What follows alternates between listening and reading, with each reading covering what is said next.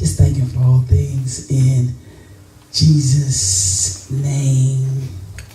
Amen. I was blessed I was blessed Sunday, and I was blessed because I had an encounter first thing Sunday morning when I woke up, and I thank God for godly encounters. Now, we encounter people at all times throughout the day, maybe even in the places where we go, the places where we work. There we have daily encounters, but there are godly encounters also. And I'm so grateful that I've had godly encounters. And one thing I've always said that I do believe that what's in you for me, I'm going to get it. And what's in me for you, I'm going to give it. I believe in that. Sometimes it's a struggle. It's a struggle because sometimes you know something, and what you know, say for instance, if God gave me something to give to someone that had really done me wrong, done me bad, you know that there is something that God has placed in you for them, and then you find yourself struggling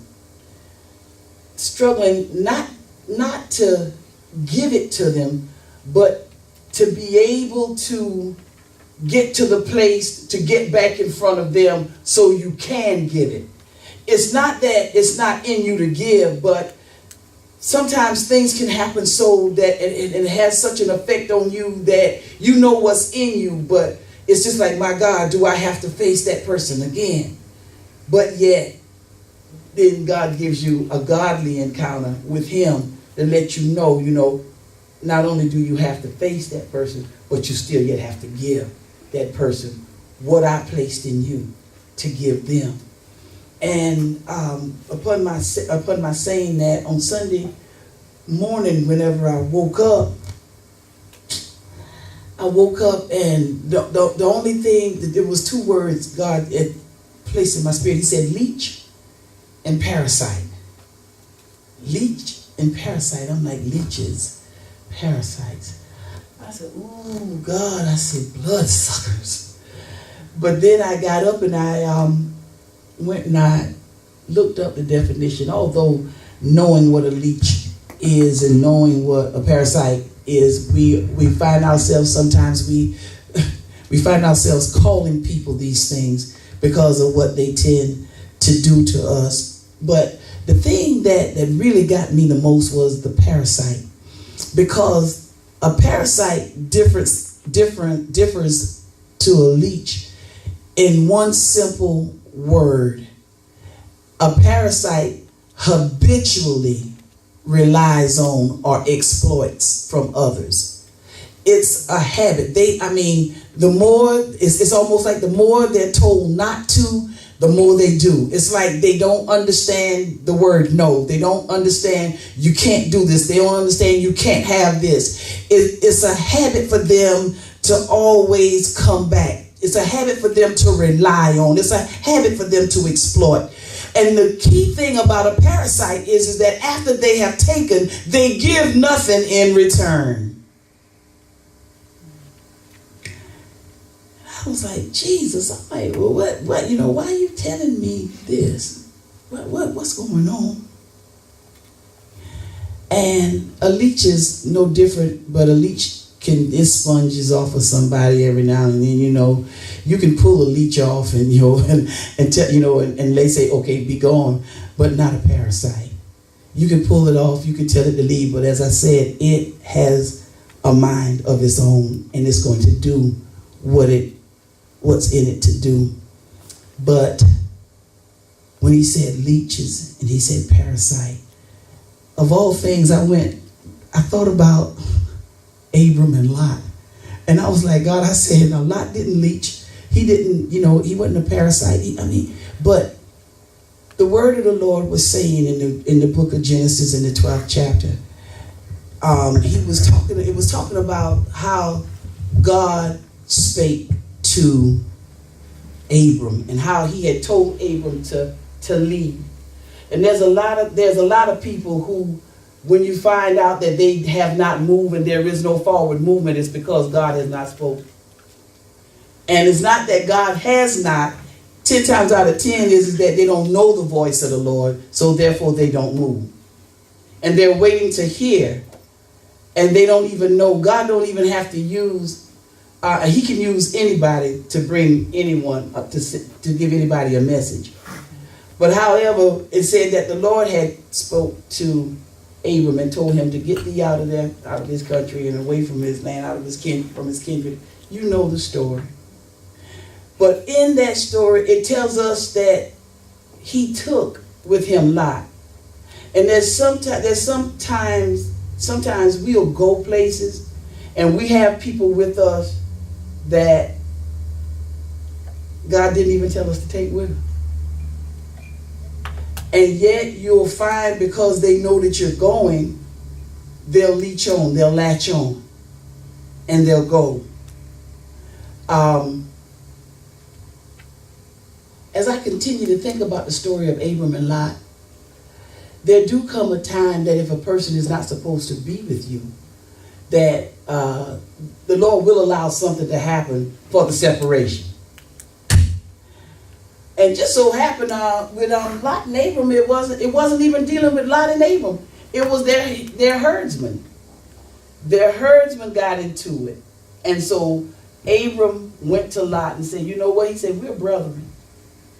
He said, our herdsmen shouldn't be fussing and fighting with one another. You and I, we're not going to fuss and fight with one another either. So I'll tell you what, it's time to separate. I want you to look out. You can just tell me where you want to go.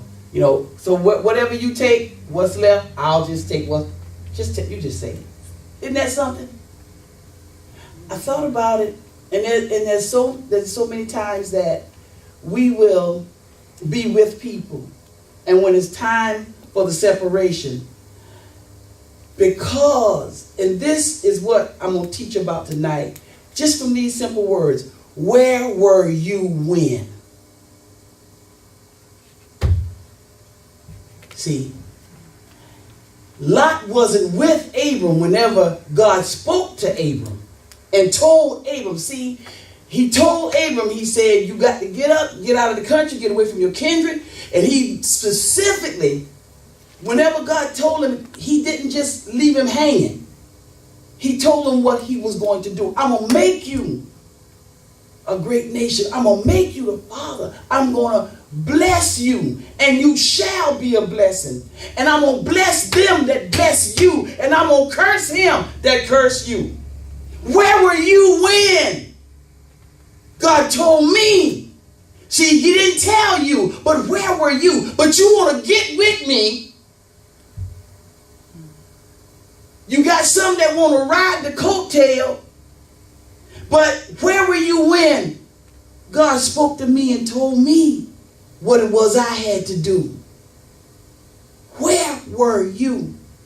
But you see the forward moving. You see where I'm going. You know that I'm leaving. But where were you when he spoke and he told me that I had to go? Where were you when he told me what he was going to do with me as I go? Where were you? I was like, oh my goodness. Where were you when? Where were you when? And I'm so serious. You have to really think about this, because I believe that a lot of people is not in the place where they could be because they left caring and going with people that God never told them to go with, to be with.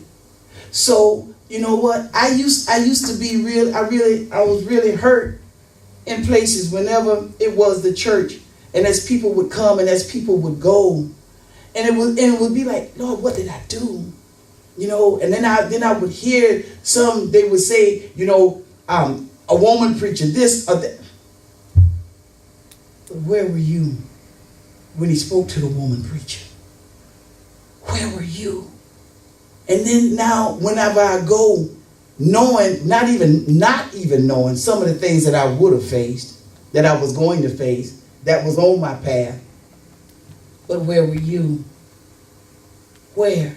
You need to ask. You know, a lot of people just stop because of the things that other people do to them. You need to stop in your own tracks and you need to ask yourself, where were they when God spoke and said that this is what I had to do? This is where I have to go. And then you go with me and then something happened that you don't like. Something is said that you don't agree with, So it's time. So what? It's time to part. So what? It's time for us to separate. Hey, but we're brethren. We're brethren. We're not gonna, it don't have to be like this. See, because I believe in the song, millions didn't make it, but I was one of the ones that did. That's what I want to be. Millions may not have made it, but I want to be one of the ones that do. So guess what? It doesn't matter. But it took a lot. It took a lot because it's a lot of where were you? It's a lot that I have. Where were you when he called my daughter home? Where were you when he took my mom? Where were you when he took my dad? Where were you when he took my brother? Where were you when he took my sister? Where were you when they all was coming? Amen. But it wasn't coming with good in them. Where were you when they all was taken, but they had nothing to give? Where were you when they left and then they started talking bad about what was good to them in the place in which they left? Where were you? Now that you left, you can say that it was a cult. Where were you? Whenever the hands was laid on and the healing took place in the bodies. Where were you when demons was cast out? Where were you when the power of God really did resonate? Where were you? And then now, you leached on in those places. You were a parasite in those places. And now that you can't suck me dry no more.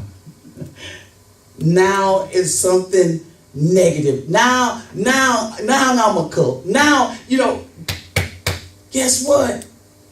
You know what I had to get to? I had to get to the place to say, you know what? Where were you? In calling me, he didn't call you with me. And somewhere along the path, people will take up with you. But they don't even understand or begin where you began. They don't know where you began. They don't know what he said. All they knew was what they saw.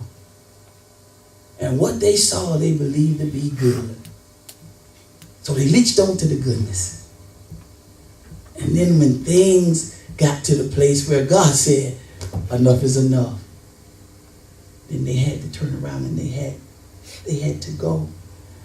One thing he told Abram, and Kenya, I say this to you. He said to him, I'm going to make your name great. I'm going to make your name great. And I know, when I looked at that, I'm like, okay, God, we can't make our name great. And it reaps the greatness that God has that's attached to the name. But he has to make our name great. He makes our name great how? In obedience. All because of what he told you. All because of where he told you to go. I understand that for Abram to be able to lead, to move, for us to be able to go, I really do understand that first he had to be willing to move. He had to be willing. And then he had to be willing to believe. See, our will is something else. And it's so amazing how we can sometimes all all say yes to whatever it is we hear, but nobody can really look at anybody else's will to know whether or not they mean yes. And the yes only goes as far, it will only extend as far as we say it. Because sometimes we'll agree and we have no intentions of doing what we've agreed to. That's why I love consecration. You don't have to tell whether or not you're in consecration. Consecration will tell on you. Consecration will tell on you. And one thing, whenever we get into it, see, we won't be clammed up. We'll always have something that at least we can say. Knowing what you know is based on who you know. And knowing what you believe is based on who said it. Now, so when do you begin? When do we begin to believe? When do we begin to know? When do we begin to go? We can go whenever God say it's time to move. It's time to move. It's time to do something. It's time. It is time. He told me, now get thee out. Not tomorrow.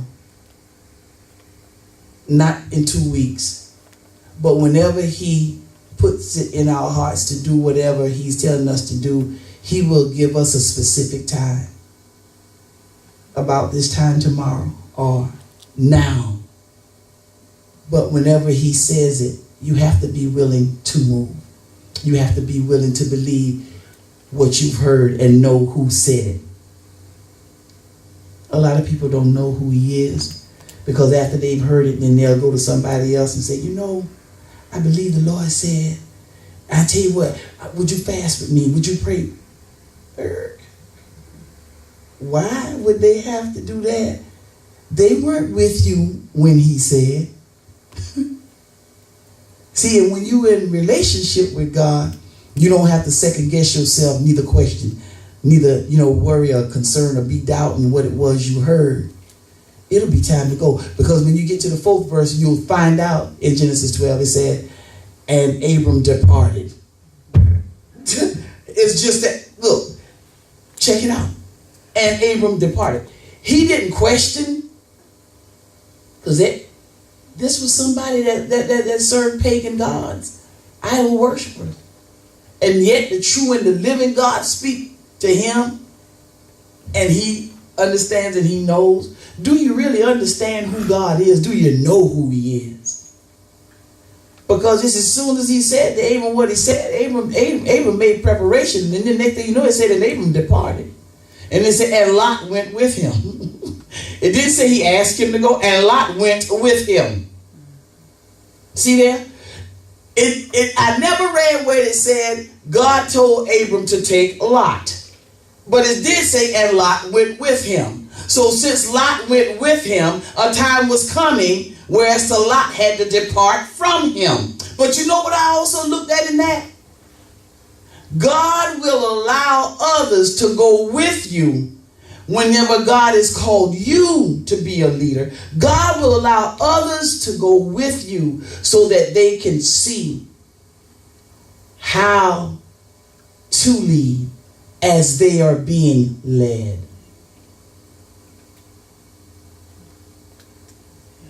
Now, I'm going to throw something at you real quick.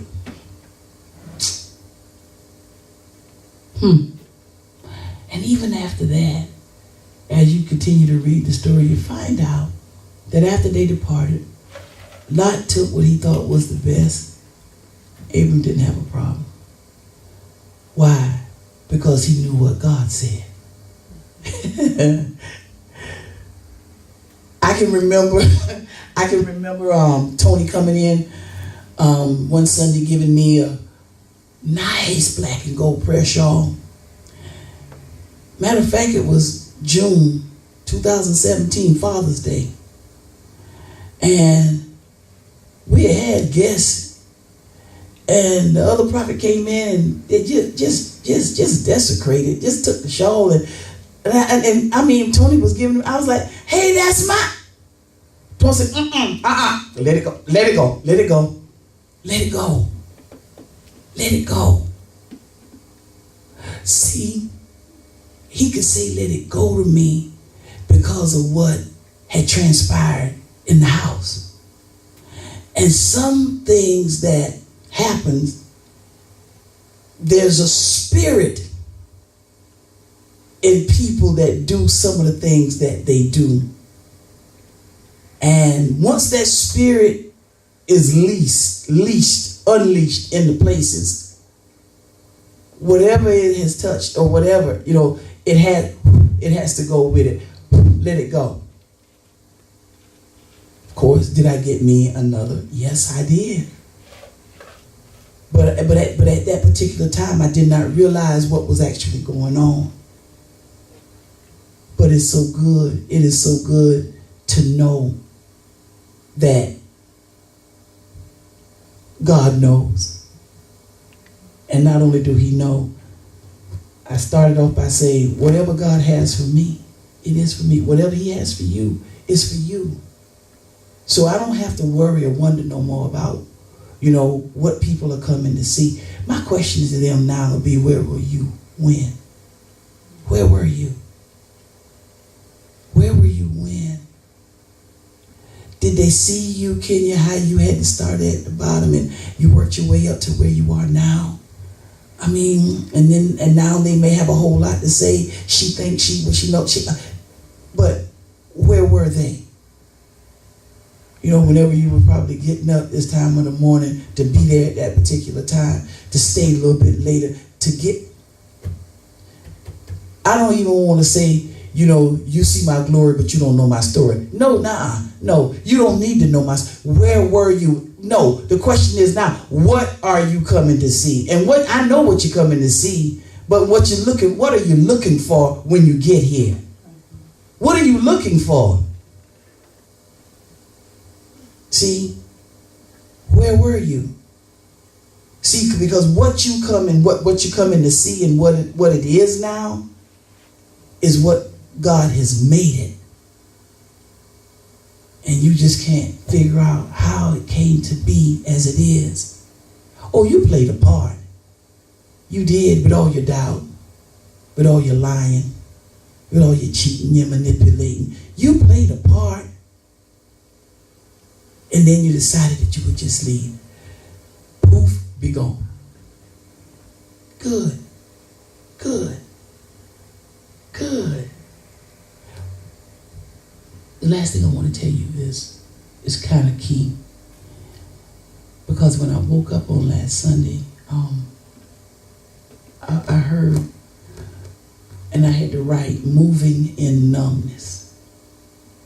Moving in numbness. And I understood that real well. Because I knew what had happened. I'm talking about the deaths that came. I knew the people that had left. I knew. But yet, it was like there was no emotion, there was no feeling. Because I understood that in those places I had to keep going. And God continued to hold me. He continued to hold me. So I was moving and I was still preaching. I was still teaching. I was still doing what God had me to do when my daughter died in the church and right there in front of me and then my mom, my brother, my sister, these things, I was moving, but nothing, I could not stop because of what he told me, what he called me to. Where he told me I had to go. I could not stop.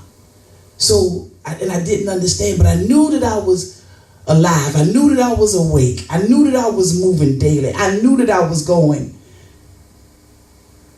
And so I sat in my house on Sunday before I came to the training center. And I was like, oh, Lord, I said, I knew what happened. I said, but I knew that you were holding me at that time. I knew that. But But then Sunday, I had to also write what happens when the feelings return. That's where I found myself Sunday. I found myself feeling the loss now.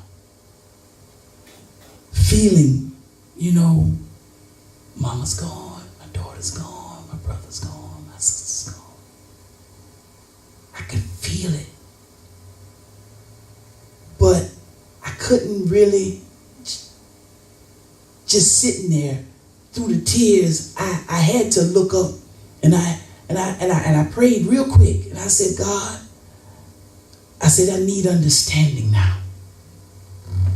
See, my feelings coming back is producing me to go to God because I need to understand now. You kept me numb when these things were actually happening. Now, 8-10 years later, the feeling, to know it, to feel it now, I can.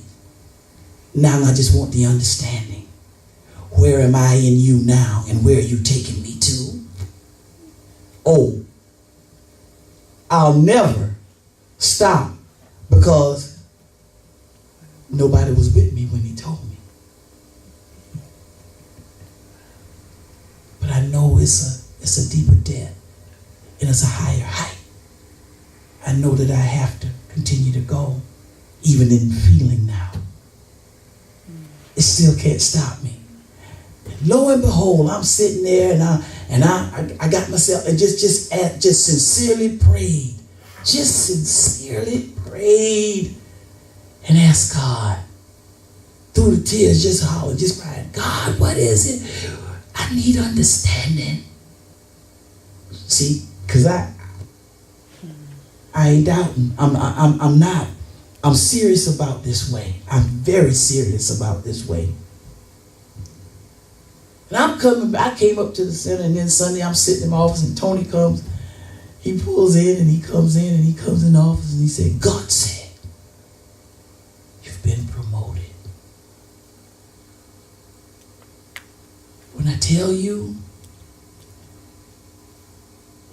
because you took care of everything. My mom, my brother, my son. Even the people that had left, you took care of all of that. So God said you're promoted. And I was like, I didn't want to cry. I didn't even feel like crying. I was shaking my head like, my God. Because I guess the most amazing thing to me about that was I hadn't even prayed, not even 2 hours before I got the word. And I told Tony, I said, tell me he's not a right now God. Play with him if you want to, but I know he's real. I know he's real. And whenever Tony talking about, hey, you better get some Matthew, Mark, Luke, and John, I thank God I got Genesis to Revelation. And I'm so grateful. I'm so grateful. I'm so grateful. No, there is no limit in God. The sky can be the limit for a lot of people, but there is no limit in God. And I love it because I can ask him and he'll answer. He will. So, you know what? And even in being a leader, and I know that we're dealing with leadership, and one of our handouts is 13 steps of leadership. I am so glad that I can. I know that every leader, let me say it like this to make this a true statement. Every leader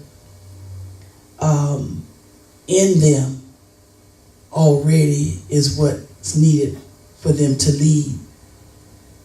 It's just that we have to have instructions from God concerning what's in us, how to use it, So then that's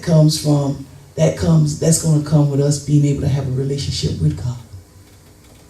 And that's what the 13 steps of consecration, man. Like I say, you don't have to tell me you in it. It'll tell on you. It really will. And another thing in closing, this is what I want to say. If there was one thing, I'll leave you with this. If there was one thing that you could desire of the Lord, what would it be? You don't have to tell me. I'm just asking you. And right now, today, living like we're living, we know that we're not 10 times out of 10. You're not gonna say what David said. One thing if I desire that I will seek after. You know, you don't want what David desired at that time. When you're about to die, you may say, you want to, be in the house of the Lord. You want to be there. But right now, there's another desire that everybody else has. And it's not to say that God won't grant you that desire. But I would say, ask God if what you desire is what He desires for you. And if what you desire, you can, and you know what? You can ask Him too, You really can. You can ask Him. And He'll answer. But ask Him if what you desire, God, I desire da-da-da-da-da-da. But in my desiring that, look, now when you ask Him now, you also got to be able to accept the answer. Why? Because He knows what's best. Make it personal for me. He knows what's best. He told us in Jeremiah 29:11, He told us. He even knows our expected end. He got thoughts that He thinks towards us. They're not evil thoughts, but they're thoughts of peace. They're good thoughts to give us an expected end. Knowing what you know is based on the experience that you had and who said it. But also knowing what you know is based on what you believe and who you believe.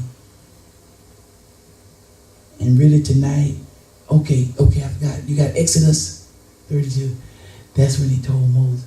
He told him, say, consecrate yourself unto me today, this day.